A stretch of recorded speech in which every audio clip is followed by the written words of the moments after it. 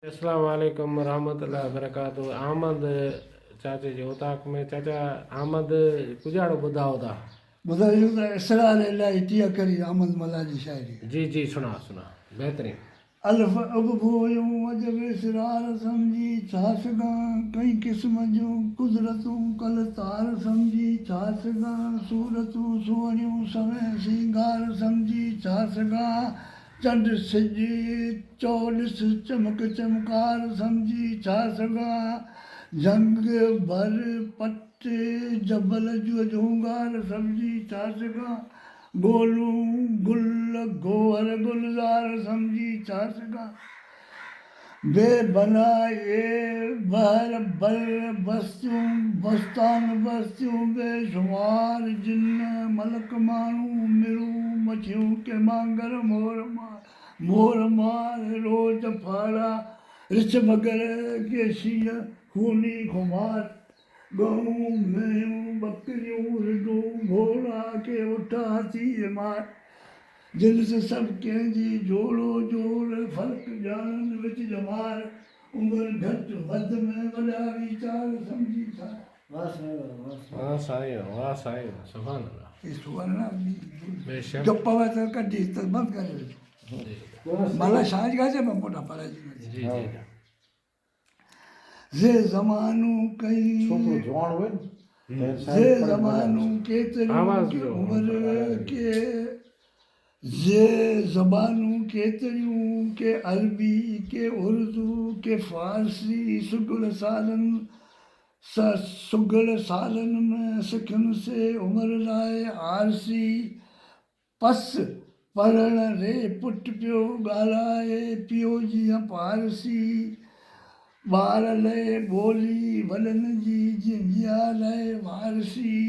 ए मिलियो ई अला कम अला ए अला जा कम जल अखियुनि ते आरसी जिन्स सभु कंहिंजी जुदा जोंगार सम्झी छा सघां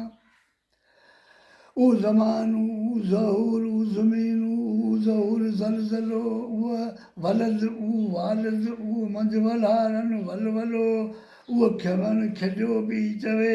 ही कमु ख़ुदा जो खुलो पियो बने बुनियाद मौजब बाज़गेरो बुलबुलो कंहिं फर में फ़र्क़ु फेरो सम्झी छा सघां। वाह सुभान अल्लाह सुभान अल्लाह।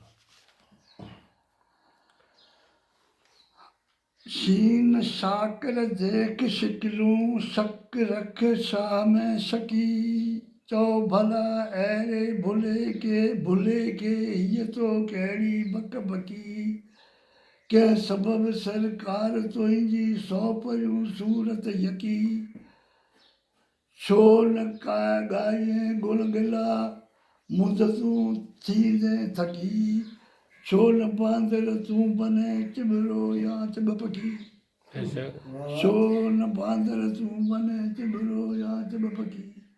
हे त कंहिं कार जा कमकार सम्झी छा सघां। वाह साईं वाह साईं साद सफ़ा सूरतनि खे रंग में पायो पको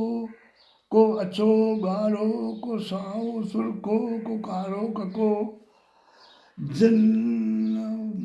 हक़ व मन आसन मन लाहे ज़ैबतुन सानी न को हित न हथ ॿोले हुई को हुत भरणो न टको हीन धूरो धूप बिन साण रंग गुल गोहर यको सोन चांदी चंड सिज चौदा सम्झी छा सघां या थकी। वाह साईं सुभान अल्लाह। लाग छॾे बि पढ़ण में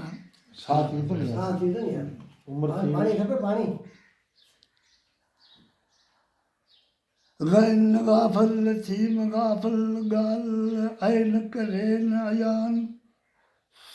सिज ॾे थो सांख सुबुह जी धूं हले किज ध्यान कोट शाहिद कारीगर जो दर छिकाए पियो ध्यान